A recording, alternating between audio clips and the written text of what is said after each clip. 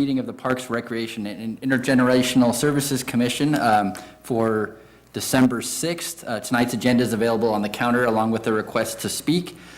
I don't have any request to speak cards, but we'll move ahead with that. But we'll start with the Pledge of Allegiance, led by Commissioner Clayton today. I pledge allegiance To the flag of the United States of America and to the republic for which it stands, one nation, under God, indivisible, with liberty and justice for all. Thank you. Roll call. Chairperson Nickel, Vice Chairperson Price, I'm here. Commissioner Castillo, Commissioner Clayton, here. Commissioner Hargrove, Commissioner Levy, Here. Commissioner Folk, and alternate Commissioner Ahmad. We don't have enough votes or enough members for a quorum tonight. We'll go ahead and proceed as a workshop. All right, thanks. So General Administration Part 1, 1A, presentations by the public. No cards here. So we'll move on to 1B, Commission Communications. Is there anything from you guys on that? Nothing on that either. Easy. Presentations, item 2, Exercise and Wellness Program Update, Kaiser Miller, Recreation Supervisor, and Bethany Sino-Peterson, Recreation Supervisor. Oh, what'd I say? Brittany, sorry.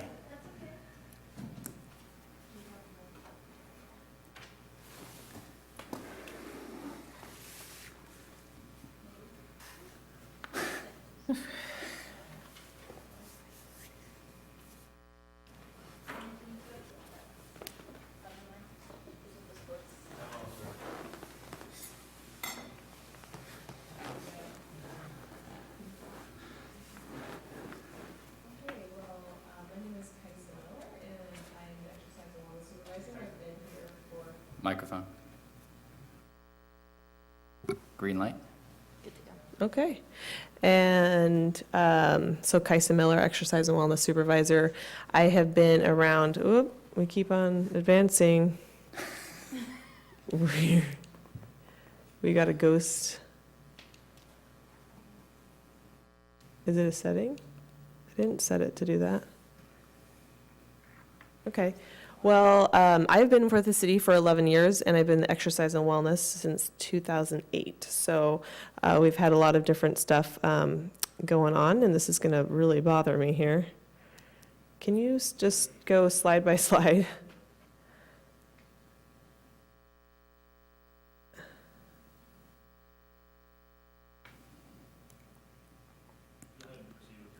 Okay.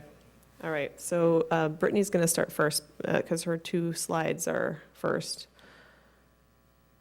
I think. Yeah.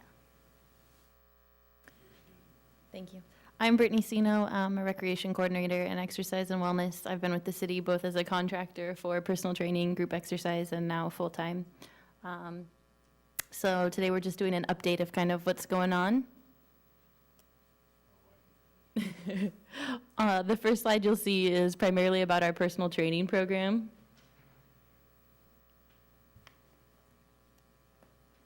Can you just have it out of preview mode and we'll just do it old-fashioned? Yeah. Do it There from you that, go. from that screen. That's better. So within our personal training program, we offer one-on-one personal training, group personal training. I recently started here in September full-time. Since then, we've added new kind of a client recognition award, kind of calling people out from the community who are doing great things in exercise. A couple examples there. And then we also have, there's an image of somebody doing weightlifting. We're providing more sport-specific or kind of specific programs for people who are interested in niche forms of training. Can you try it? Thank you. We do approximately 37 personal training meetings, client sessions per week, and about 20 of those are done with seniors. So we have a large senior population who participate in personal training. So it's a great way for us to connect with them and the community in that way. Daniel, should I try this? We also offer a lot of workshops and individual programs that are for, maybe. Can you freeze it on that one? Okay. So we have contractors who run these workshops for us. They come up with ideas, they come up with things that they'd like to offer, and we kind of help them along with that process. For example, our Madonna workshop, we had an instructor who comes up, she choreographs a dance thing, kind of a program, exercise and dance combined, and people sign up for it. They love these events. They're pretty popular with our community. And then we also offer program for children as well, Saber Fitness. And then the Straight to the Joint is a healthy huddle up example. We did some of those early this year, and we'll be repeating those again. They were very popular. They give people kind of an idea of if you have an injury, let's say your knees or something that always bothers you. We talk about the anatomy of the knee, exercises that would maybe strengthen the muscles around the joint. We do the same thing in the lower back talk, kind of talk about some particular injuries or chronic pain and exercises to help with those. So we'll be repeating those in the new year and kind of coming up with new formats for those. Okay, so we'll fill you in on the next couple slides. So let's see if I can. All right, so we, the Teen After School program that we have, we started that, I think it was about a year and a half ago, possibly. We started it with just the Rockwall club on Wednesdays, and then we ended up finding some funding for after-school programs that, with the help of Brandy, actually, we were able to tailor some money that we use for after-school programs in other areas with ACEs, and we were able to provide more opportunities for them to participate. But this particular one is kind of near and dear to me because I work with Rockwall there and I do enjoy climbing. So we have a pretty good group of teens that regularly come. We have gone on some field trips, and we gone outside, as you can see there. We've gone to like Pipeworks and Sac State, the Well, on some field trips, and then we've had some people, like local climbing gurus, come in and kind of give them some tips and tricks and stuff. So these are kids that that would not normally participate in a sporting activity. So this is a very unique way for them to get connected and get kind of involved in something that they would normally just be kind of hanging around. They kind of hang around the rec center in the afternoon. So we've decided, let's try to put them to, and they've become our allies. They're great kids. So we are thankful for that. And another big program that has been a huge part of my job for since 2010 is the Fitness Challenge. We've done, I think we're going to be on our 19th one in January. So over 400 plus participants that have gone through that, a lot of repeat people that have come, participated in it many times. What I hear the most from all of our surveys is I do this because I like how I treat myself when I'm in this. Number one, they're drinking water, they're focusing on sleep, they're exercising, they're eating well. But then they say they also just really like the social aspect of it. They've got a great group of people that are supporting them. We're supporting them, and it kind of is our Fitness Challenge family. So it's a huge wellness program that we have going on.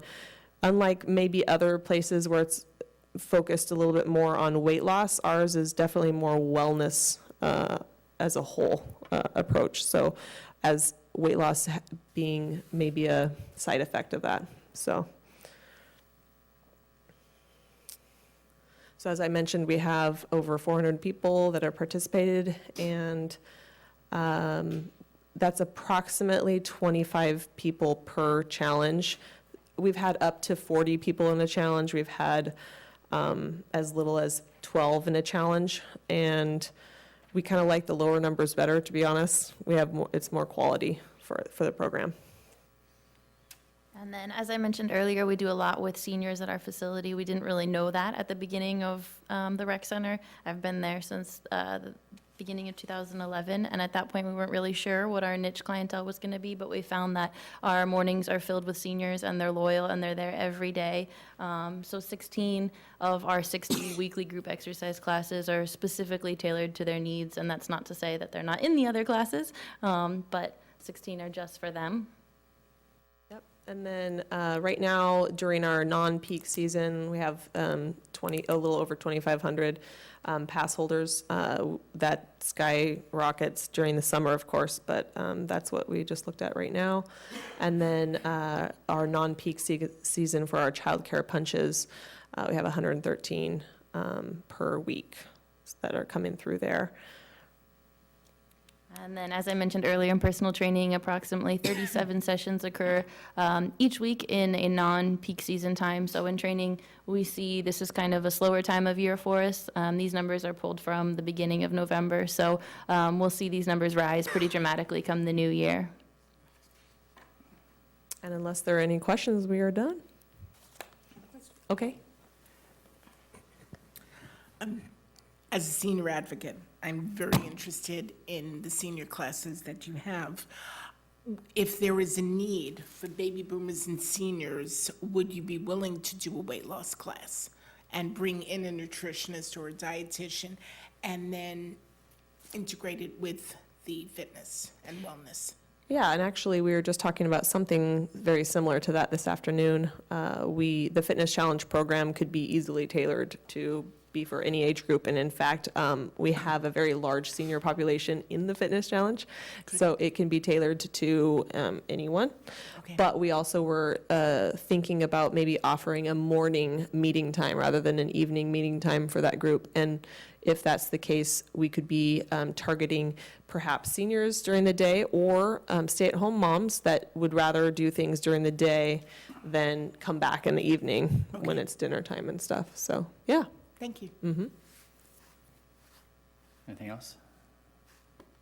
Nope, thank you. Okay, thank you. So we're announcing that Commissioner Ahmad is here now. So do we still have a quorum or not have a quorum? Yes, now we do have a quorum. Okay. Hey, regular meeting. Not much changes.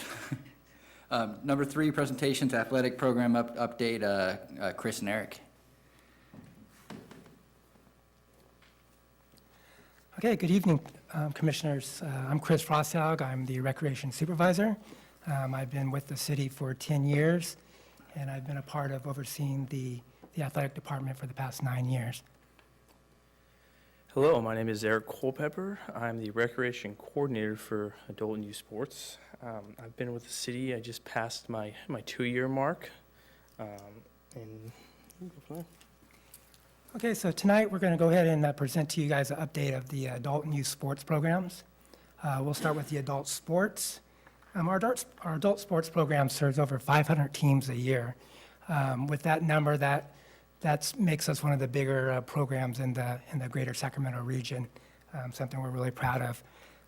Some of the programs that we offer a adult basketball program, flag football, volleyball, softball, and a co-ed. Actually, our volleyball programs and our soccer programs are co-ed programs that we offer. So first up is our adult basketball program. This is one of the biggest adult sports programs that we have. We typically average about 50, we go 4 times a year, and we typically average around 50 teams a season. Our seasons tend to go anywhere from 8 to 10 weeks. As you can see there in the picture, we have, it's a pretty popular league. We actually have DeMarcus Cousins that comes and visits the league sometimes. I think he's actually even played in a few league games. So with that league, we have that league that takes place on Sundays. We offer 4 divisions in that league, or actually 5 divisions. Sorry, we just recently included a recreation division. And then we also have a women's division that takes place. We've actually had a few former Monarchs players that have played in that league, and then we've have a few other like D1 women's players that have come out and played in our league. So I'm really proud of the adult basketball league. It's real popular. Next up is our adult volleyball league. We offer this league on Tuesdays and Thursday evenings at the Recreation Center. This one also has multiple divisions in it. We have 4 co-ed divisions, and then we also have a women's quads division. This program also goes 4 times a year, and we typically average between 28 to 30 teams each season. So how Chris and I break it up is that I usually run all of the off-site programs, which are off-site being away from the rec center, and Chris kind of deals with the adult programs that go at the rec center. So our first off-site program is our adult flag football league.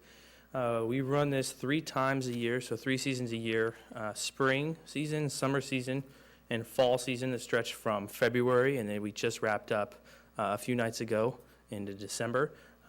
It is the biggest in the area, with 50 teams throughout the 3 seasons, our largest being in the spring.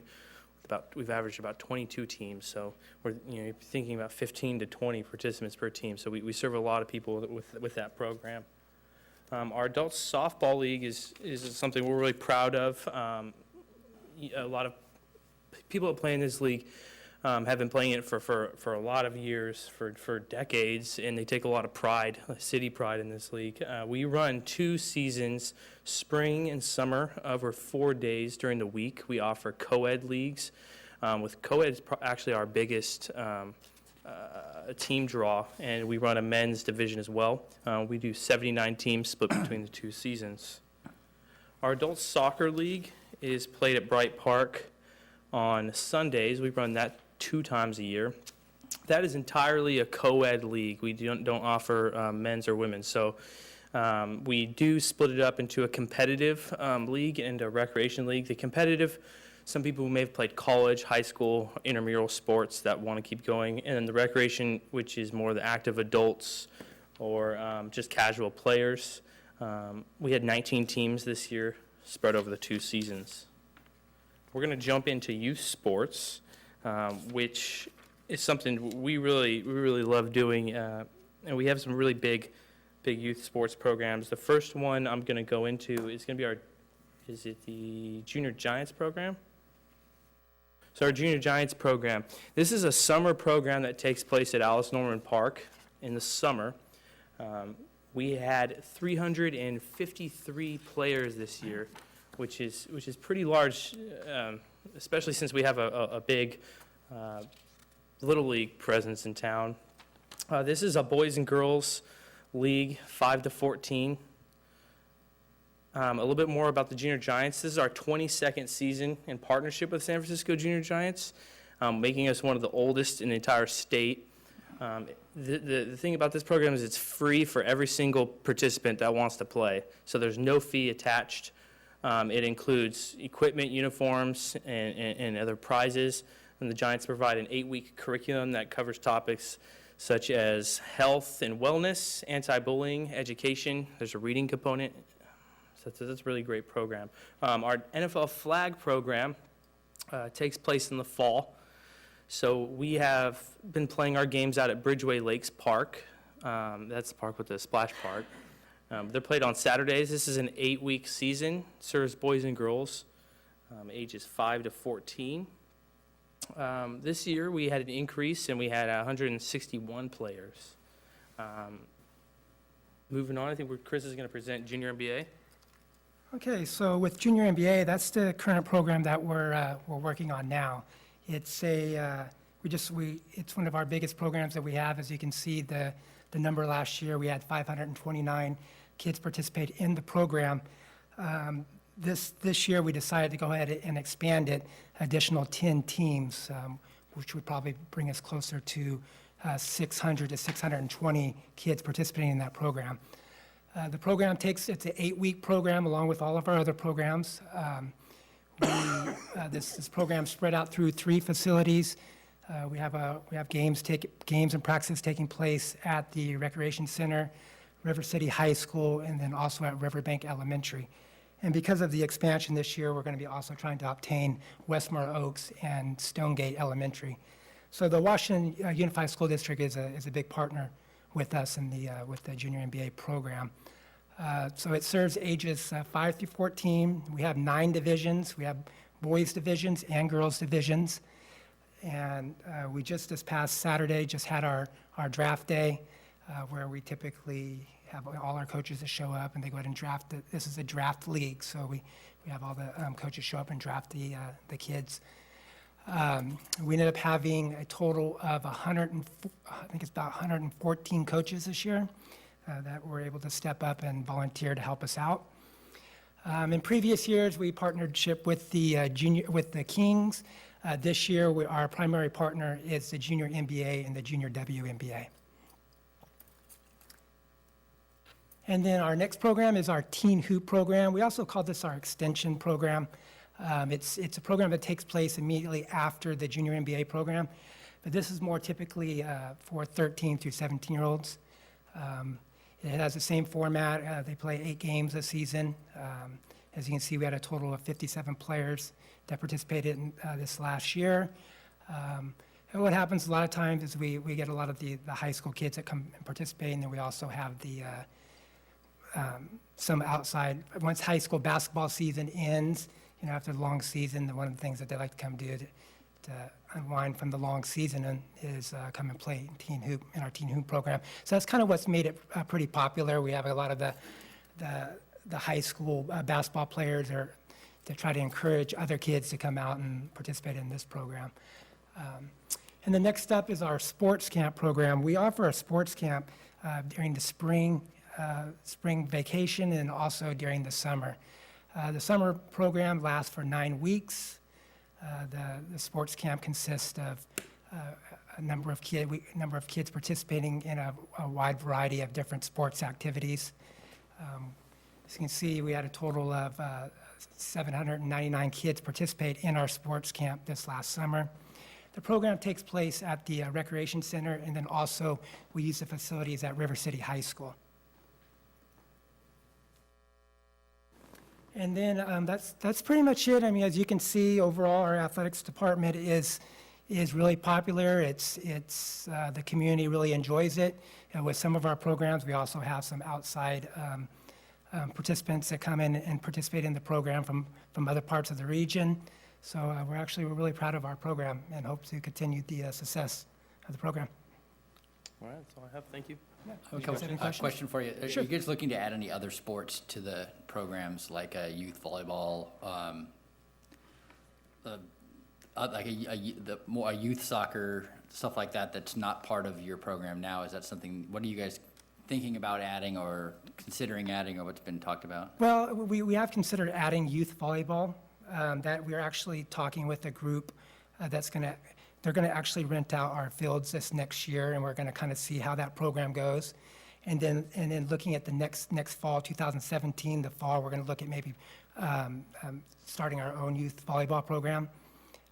But we are going to see how popular it is and how much of interest there is in this community. From the sounds of it, with the group that I was meeting with, I mean, it does sound like it's pretty, that there is a need, and it's going to be pretty popular. But we will find out once this group comes in the spring. And that was the USY. Yes. Yeah, USYBL. Yeah, like Rich and those guys. Yeah, that whole group. And I have a few of the coaches that play in our volleyball league too, and they've talked to me about it. Cool. Okay, thanks. Yep. Any other Anything else questions? from you guys? Okay, thank you, Commissioners. Thanks. Thank you, guys. Number 4, grant program updates. That's Tracy, already walking up. Keep it on schedule. Good evening, Commissioners. I'm Tracy Michael, Business Manager for the Parks and Recreation Department, and I'm pleased to share with you information tonight on 2 recent grant application submittals for recreation planning and development projects. On November 1st, we submitted an application to the State Department of Parks, their Office of Grants and Local Services, for their Youth Soccer and Recreation Development Program. The city's grant application included a request for $1 million for improvements to Bright Park, focused on youth soccer and basketball. It included the development of 2 new soccer fields that could be used for multiple age groups, and also 1 new basketball court. These improvements are consistent with the Bright Park Master Plan that was approved a few years ago. They're also complementary to the Phase 2 improvements that are scheduled for construction this spring. Grant awards for this program are expected to be announced in July 2017. The second grant application was submitted that same week in response to a Caltrans grant program. It's the Sustainable Communities Program. The city's grant application included a request for over $400,000 to fund the Regional Trails Initiative planning effort. A few months ago, I presented to the Commission information on the Regional Trails Initiative.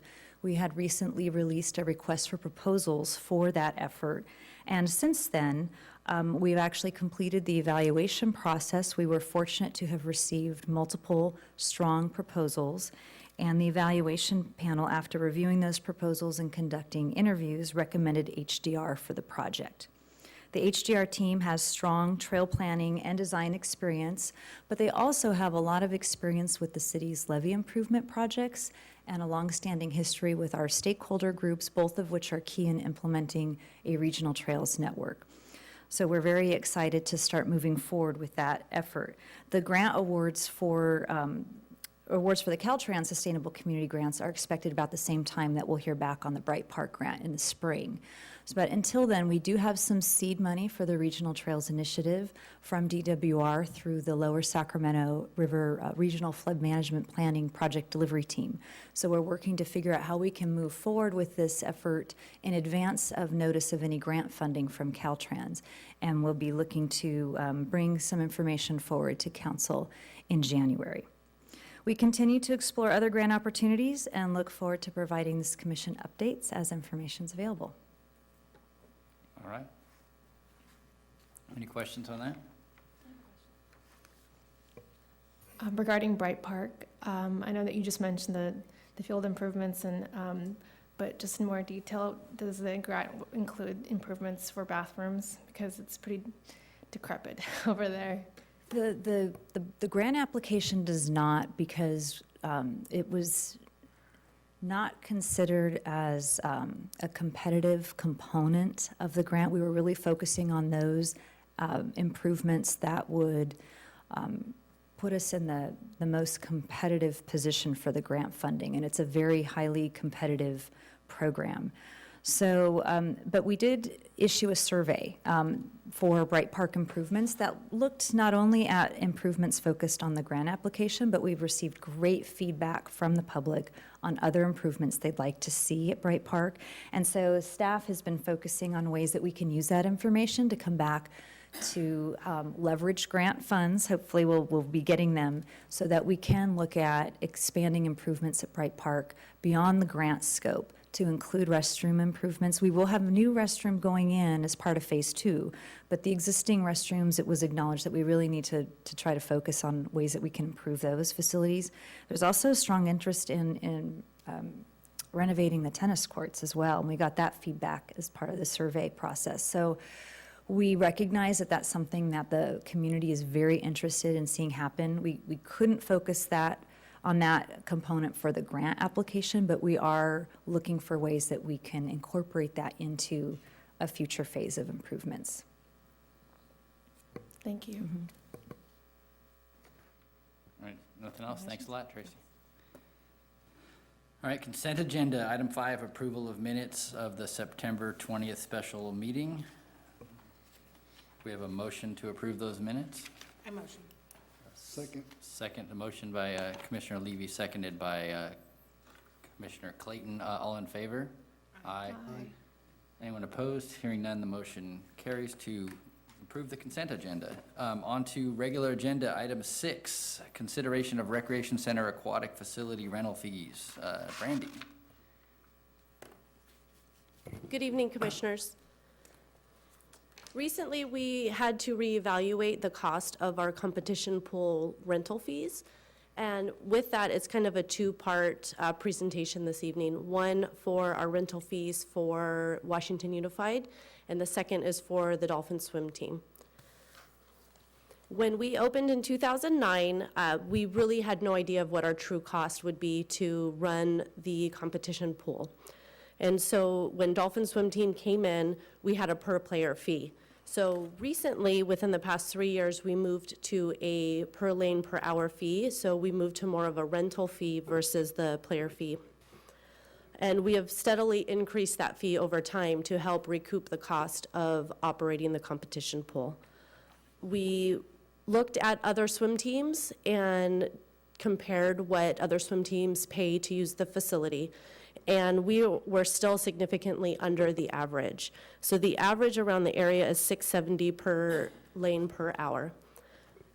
Within our research, we took a look at the cost of operating the competition pool, which includes the newly added utility fees that Washington Unified has presented to the city regarding the recreation center. So within that, we calculated our total cost of operating the competition pool. And then we divided it by the number of hours that it's in use between the city and between the high school. And we figured that our actual cost to run the competition pool is roughly $6.25 per hour per lane. So it's roughly $75 an hour for the entire pool. So with that, Washington Unified pays the full 100%, and we have, from pretty much the beginning of Dolphins, have subsidized a portion of the Dolphins' fees. And so we are here to respectfully ask that you support our proposal of the new increased fees, as well as to continue to subsidize the Dolphin swim team by 75, or we would subsidize 25% of the Dolphin use, and they would pay for 75% of their water time with us. So, and as well, in order to provide consistency and to keep pace with the operational cost between just the cost of living increase over time, the minimum wage increase, the cost of chemicals are increasing, we would like to relook at this every year and just continuously increase as needed, and increase the Dolphins' fees by having them continue to pay 75% of their fees. So you can see within your agenda item the methodology that we came to decide to figure out the cost of the pool, and also the rates for other user groups should we have another user group come in to request to use the facility.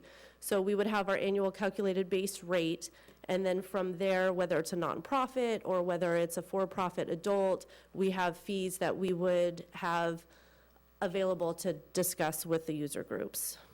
We also have non-peak hours available. Those hours are hours that really the pool's empty, so it sits idle. So if we can offer a lower rental fee and bring another user group in, we would have a lower cost for that. And just one last thing to add, the effective increase for Washington Unified would be this coming January 2017. And for Dolphins, we would like to continue to honor what we pre-negotiated with them. And so they would pay $450 for this upcoming season. And then in the 2018 season, they would pay their 75% of the $625, which I believe was roughly $5. Okay, so not too much more. And are there any questions? I don't have any, nothing. All right. Okay, thank you so much. So that's, do we need to act on that at all? Well, they want us to, but myself, I sit there and like to maybe shelf it until, because they're not talking about doing anything anyway till July 1st anyway, so. Well, for January, so the fees for the high school. Yeah, but you said on the one in January, you wanted to keep it the way it was. No, I'm sorry. So for January, the cost of the high school, they would begin paying the $75 for the cost of the pool per hour. And then for Dolphins, they would maintain what is in their current agreement of $450 per hour per lane. So come January, what, if we didn't do anything about it, how much would does high school pay per hour? $565 is our current lane fee. So it would be going up to $625 per lane per hour. Okay, you got me confused. You said $75 an hour. Yes. Is that max? So $68 per hour when you're looking at the total Okay, from for 68. the whole So thing. if we do nothing, they're gonna pay $68 an hour rather than 75, Correct. is what you're telling me. Yes. Okay. All right, so we are recommended to, recommend to council that the proposed pool rental fees for established user groups be approved. So we need a motion for that. A motion.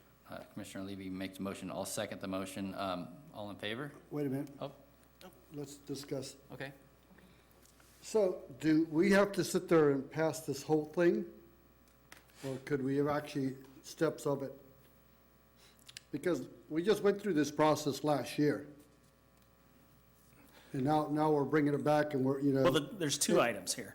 The one with the school district, that's part of our MOU. And so we can raise that price based on all of our expenses. We are asking for the Dolphins to be effective starting January 2018. I think the big, if I may, Yeah, Chairman? go ahead. Thank you. I think the bigger issue is that we're required to take all book of fee changes to the city council. They look at their book of fees in March, and therefore, we would have to make recommendations on any changes to the book of fees to City Council prior to March, so that it can be incorporated into their process, because it's part of the budget process. I think the reason that we're bringing this to you is twofold. A, you're right, we have to come back to you every year and back to the council every year, because the fees that have been set into the book of fees are like $4.50 per lane per hour. Rather than establishing a methodology and consistent approach to the fees, and so it's a formula. So if you paying $200,000 a year for utilities, and the next year you pay $250,000 a year for the utilities, then your fees are going to go up based on what your actual costs are. Part of the reason we had to bring you a fee change, particularly for the pool this year, is because, as you may recall, the West Sacramento Recreation Center is now being charged utilities by the school district, which in the past it had not been, and they are running $200,000 a year. So we have had to absorb that into our recreation center budget. All the other programs have had to take a hit based on that, because we weren't charging a high enough rate to help recover those costs.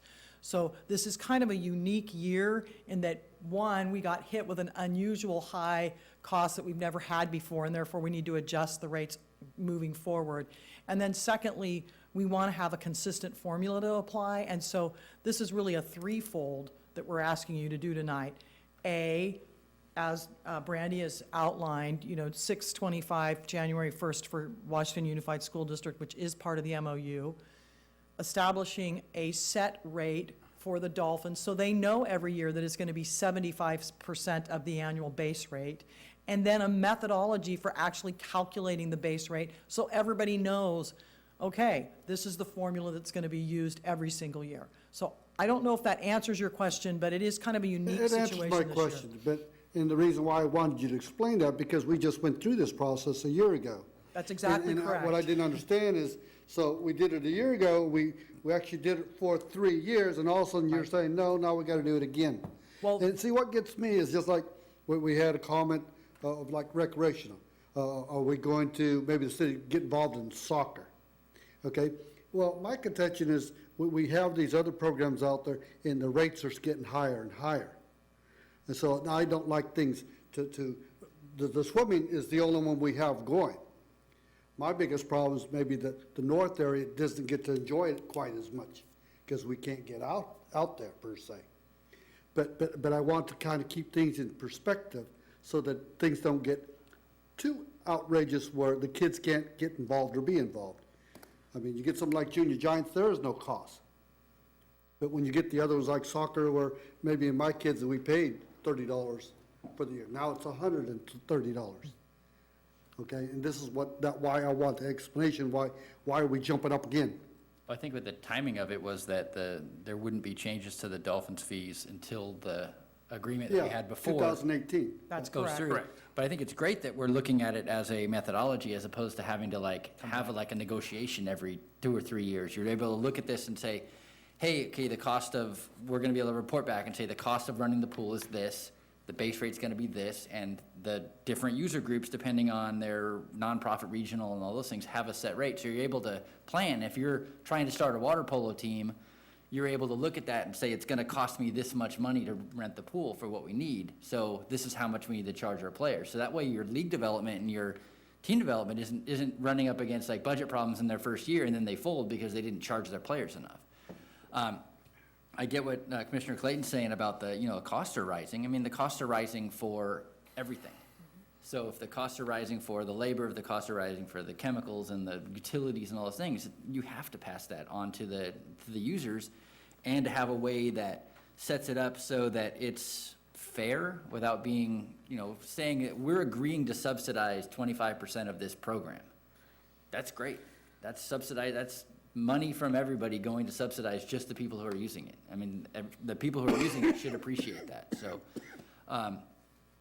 yeah, I'm totally in agreement with what we're trying to do here. So if you want, now we can Yeah, do now that. we took the motion, seconded by Commissioner Clayton, or I seconded it, sorry. All in favor of approving as written in the book here, or is that the Book of Fees, is that what it's called? Yes. I'll say aye. Aye. Aye. None opposed, motion carried. Thank you.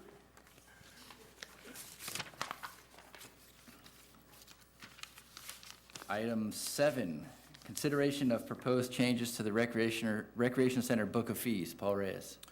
Good evening. The objective of this report is to seek a recommendation from the Parks, Recreation, and Intergenerational Services Commission for the proposed changes to the Book of Fees. The following items are: 1, pool parties and recreation swim party packages. The leisure pool operates during the summer months and implements swim classes and recreational swim. During the non-scheduled hours, there has been many inquiries to implement and develop pool parties. As a trial period, in 2015, staff implemented 29 pool parties, and in 2016, 45 parties were reserved.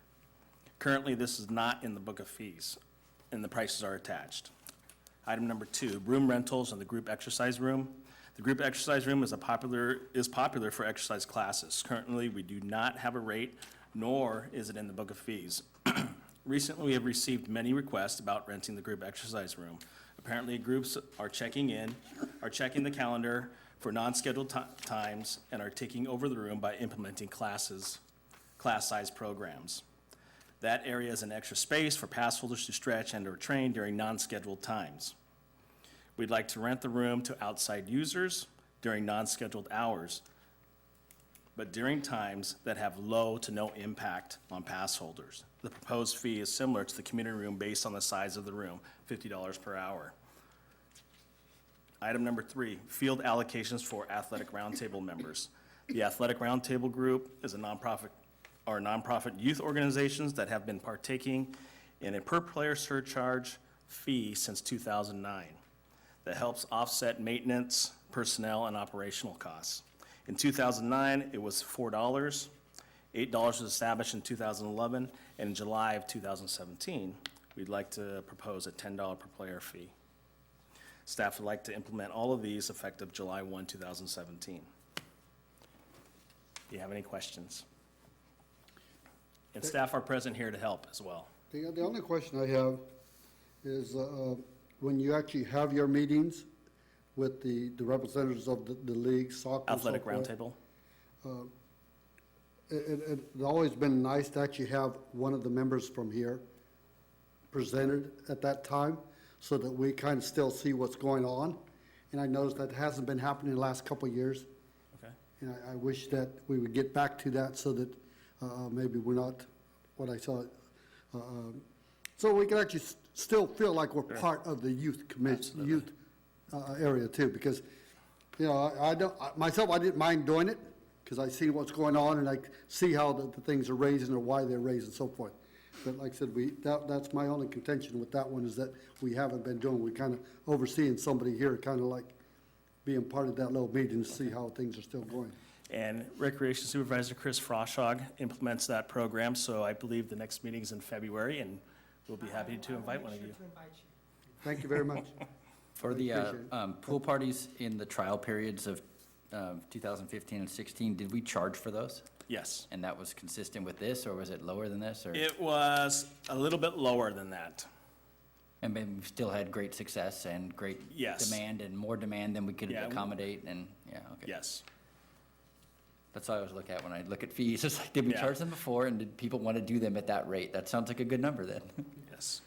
Okay, and then the exercise room, I haven't been there in a while, working out. Is that something that you're saying people are just going and Right. and setting up their own classes and not paying for the Correct. room? Recently, there's been several groups that, groups of 20 or more are checking out the calendar, and they only buy passes. Finding a hole And and they're doing- just taking over between a period of a high time in the day. And a lot of the pass holders, like to use that to stretch, train, do different things, but it's kind of intimidating to walk by and try to go in there when there's a class of 20-plus people in there. Well, it looks like it's like an official class, but it's more. Correct, but it's not. It's So like when a meetup. a and- regular pass holder wants to go in there and it's not on the calendar and they see people dancing in there, then they want to participate and they're saying, no, this is our specific Yeah, class. Gotcha. Okay, makes sense. So I think just adding a fee and a regular protocol or of filling out forms and doing the right things. To check out the room. Correct. In order to check out And the we room, want to you do it have with to do the fee. If you little don't do to that- no impact Sunday afternoons, Sunday evenings, things like that. Not during the day at 5 o'clock when there's a little gap, or 4 o'clock before 5 o'clock classes start. Gotcha. Any other questions? All right, we need a motion to, Make a motion to consider the proposed changes to the Recreation Center books of fees. second by Commissioner Levy. All in favor, say aye. Aye. Aye. Anyone opposed? Hearing none, that motion carries as well. All right, where are we? Eight, workshop for consideration of smoke-free city facilities and parks and recreation areas. That's Cindy Tuttle, oh no. It's Back- me. Back to you, all right. Thank you, Commissioners. This item seeks your input and recommendation on amendment to Chapter 8.16 of the Municipal Code addressing smoking at city facilities and parks and recreation areas within the city of West Sacramento. Just a little bit of background on this item. The city adopted Chapter 8.16 of the Municipal Code in 1991, regulating smoking in public places and places of employment. A few years later, in 1995, many of those provisions were preempted by state law that went into effect. With respect to smoking in and around city facilities, current state law prohibits smoking inside a public building, which for our purposes is a building that would be owned and occupied or leased and occupied by the city. Smoking outside a public building is prohibited within 20 feet of a main exit, entrance, or operable window. With respect to smoking in parks, the current Health and Safety Code prohibits smoking and littering of tobacco-related waste within 25 feet of a playground. But park and recreation areas outside of that 25-foot radius or that do not have a playground at all are not subject to those requirements.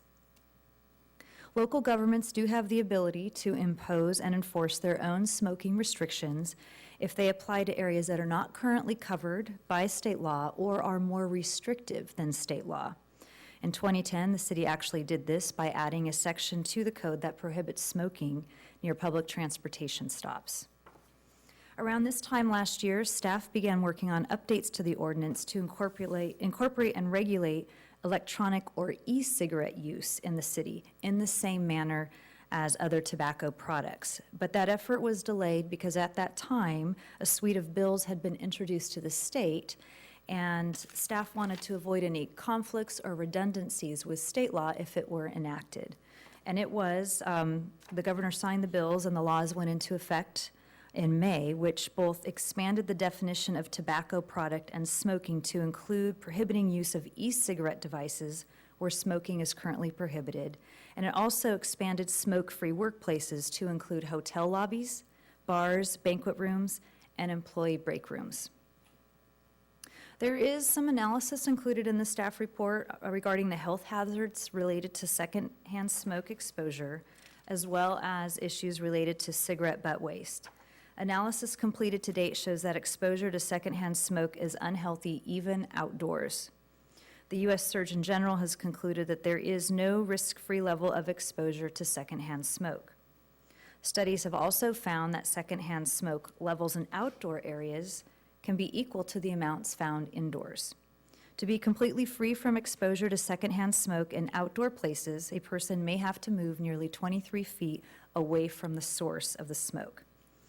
Additionally, cigarette butts are the #1 littered item in America and are not biodegradable. The filter is made of plastic, which can take up to 15 years to decompose and leaches chemicals into the soil and water. Current state law does not fully protect visitors to parks and recreation areas from secondhand smoke. As I mentioned previously, smoke and tobacco-related product littering is prohibited near a playground, but the areas of parks more than 20 feet away from a playground or parks that don't have playgrounds at all are not subject to these laws. Cities can create smoke-free city facilities and parks and recreation areas to protect residents from drifting secondhand smoke while they enjoy outdoor areas and other activities, and create butt-free zones to reduce litter-induced blight and indirect pollution. Woodland, Winters, and Davis are all cities that have already done this. Staff believes that a smoke-free city facilities and parks and recreation area ordinance would be beneficial to the public health and welfare and would also be received well by the community. Based on recent surveys that we've completed, social media posts, complaints that our police department has received, and even recommendations from our staff, partners, and stakeholders, including Sacramento City College, Los Rios Community College District, Yolo County Library, Yolo Transit, and our community center members, there is broad-based support to expand our smoke-free areas. Last month, staff presented information to City Council on updates to our existing ordinance that would create smoke-free city facilities and park and recreation areas. Council directed staff to develop proposed amendments to the ordinance and share with this commission for review and recommendation prior to returning to council. So both the existing ordinance and the proposed ordinance with red line changes are included as part of your staff report. It looks like there are a lot of changes, primarily because there was a lot of redundancy when the state law was enacted. So a lot of that information doesn't really need to be cited in there, but there were some additions. There are new sections which establish smoke-free areas, which address smoking in city facilities and park and recreation areas. And then there are new definitions of smoking and tobacco products to inform Chapter 8.16. And that concludes my presentation. So our direction is to provide any recommendations or amendments that we would suggest to this. So if there's any suggestions, now's the time. Anything other than saying it looks great? Does that make a difference? Because we have parks that are also on school property. So you have, both of them are actually, I know we lease them for 15, 20 years, whatever the case may be. So are they any different smoke laws for the school property per se? And would it affect the property that we utilize for parks? It would apply to all city park facilities. So even where we have a lease of school property, but we have a city park on the site, it would apply there. I can't speak to school property outside of our park areas, just because I'm not familiar with what they're enforcing. But anywhere that we have a park that is operated, And as maintained for by the example, city. we got like Bright Park, These would apply to Bright Park. It's any owned or leased facility? that we lease it for, say, 20 years from the school. Yes, so maybe it would help, I can actually read section 8.16.030, which is a new addition to the ordinance. It's called City Facilities and Parks and Recreation Areas, just to be clear. Unless otherwise designated by clearly posted and visible signage, smoking shall be prohibited in all enclosed and non-enclosed areas of any facility owned, leased, controlled, managed, or operated by the city and accessible to the general public. Such facilities include but are not limited to City Hall, city offices, parks, recreation facilities, playgrounds, skate parks, picnic areas, sports areas, walking paths, gardens, hiking trails, bike paths, swimming pools, community centers, senior centers, meeting or conference facilities, and childcare facilities, but shall not include streets. The prohibition on smoking at these facilities includes the facility and the public property on which it is located, extending to and including parking lots and the adjacent portion of a public sidewalk. All inclusive. Yes. Does that answer your question? Yes. Okay. Well, the only other thing, the one comment you made was there, like, in Arlington Oaks, we have a piece of property there that has no playground, just a bench. That is now a park.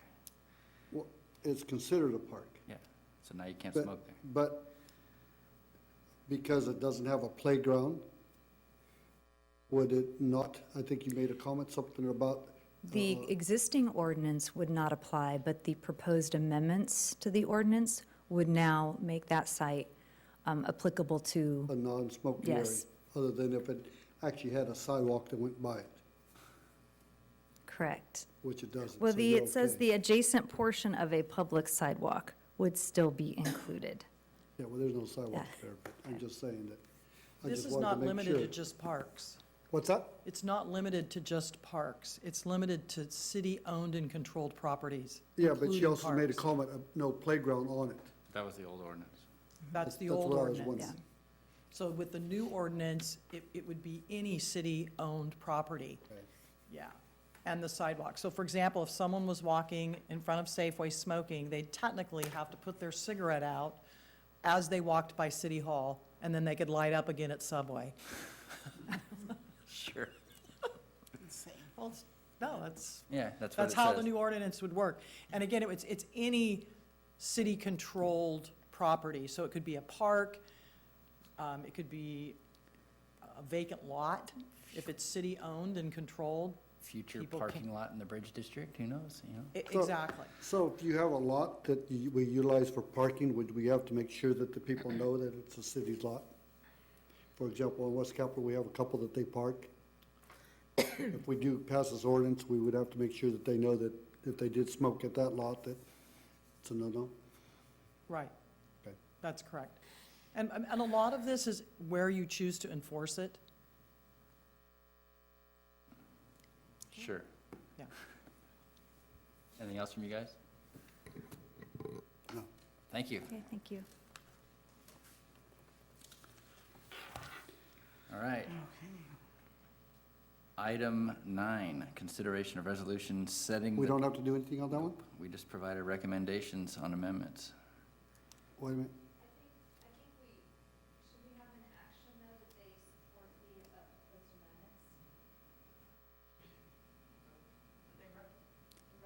Sure. The Let's- action should be that the commission recommends the council move forward with the proposed amendments. All right, the city recommends that the council should move forward with the proposed amendments. Do we need an actual vote on that, or is that? Yeah, we might as well. All right, I'll make a motion that the commission supports the proposed amendments. All right, all in favor? Aye. Aye. Anyone opposed? Hearing none, that motion carries. Thank you for the point of order.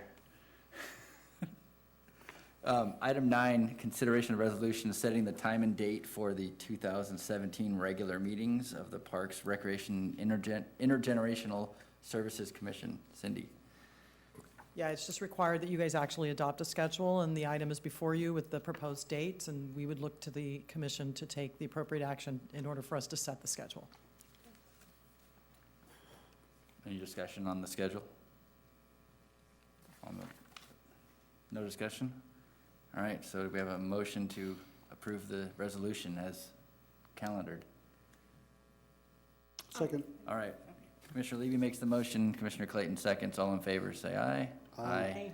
Anyone opposed? Hearing none. Resolution 1602 with the schedule is now adopted. Number 10, General Administration Function, Part 2, A, Commission Calendar. I think we just did that. B, Director's Report. That's me. That's you again. Actually, this is a new item on your agenda, and it's my hope that I will be able to come to you and provide you various updates from time to time on issues that are of interest to this commission, and I do have a couple tonight. The first is that this commission had actually requested an update regarding the barn and the programming of the city use days at the barn. There was an item that went to council on November 16th, which did approve the first round of city events at the barn.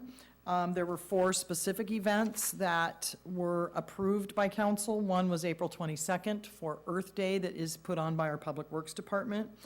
In June of 2017, an economic development tour that would start and end is proposed for at the barn.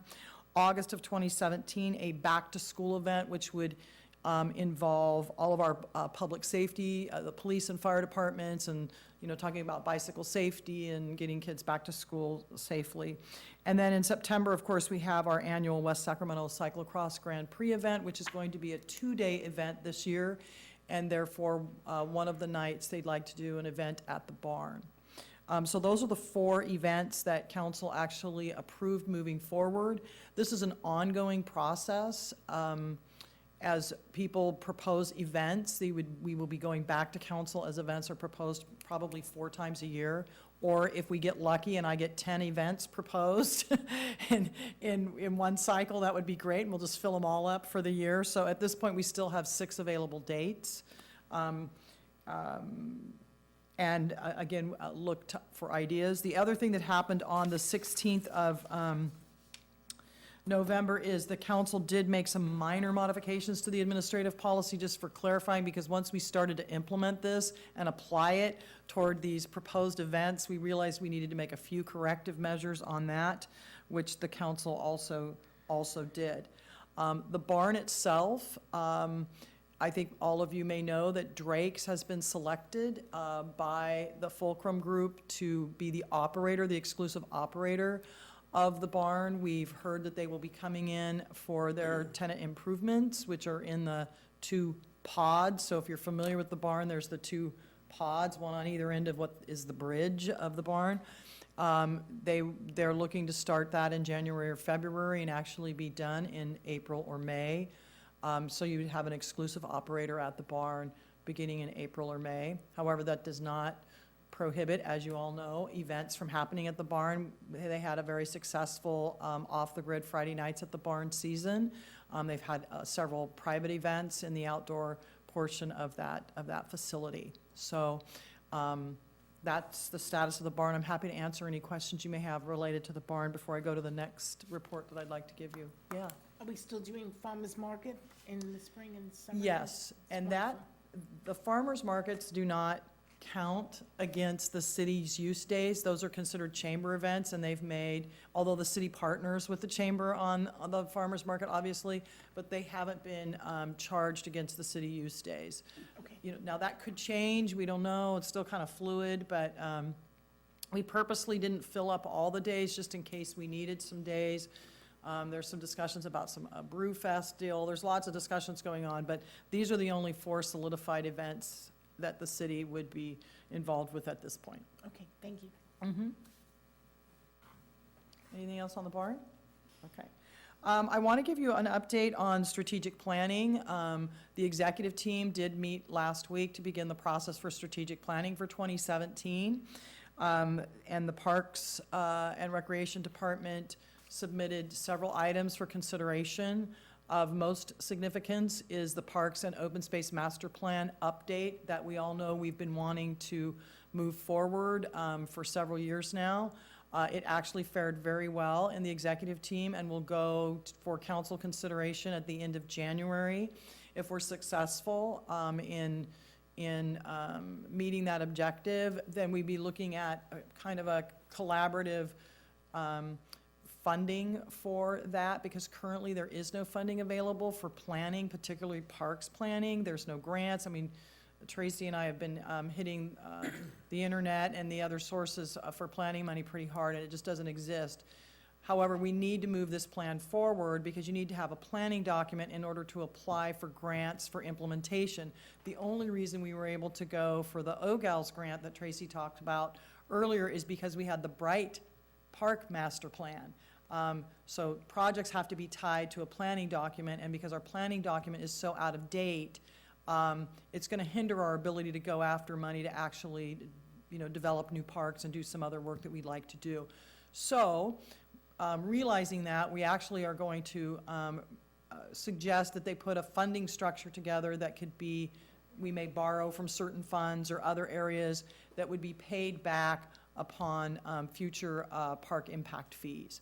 So we're looking at that now. We have a meeting actually, I think it's tomorrow or Thursday, relative to putting that funding structure together, again, that would be considered by council at their strategic planning in January and then part of their budget process. So we're very excited about that because that would mean a lot of work for this commission with the development of a Parks and Open Space Master Plan, but it's very exciting as well. So we're really hoping that that moves forward. In addition, we did have a meeting today to talk about actually finishing the Bicycle, Pedestrian, and Trails Master Plan, and while that is a public works transportation-focused document, it does have a direct impact on the work that we do within the Parks and Recreation Department, because bike ped and trails are obviously a huge component of a parks and open space master plan, and that document will be, nested with that other document. So we're very excited that that project will be completed, because it will also serve as the base for the Regional Trails Initiative.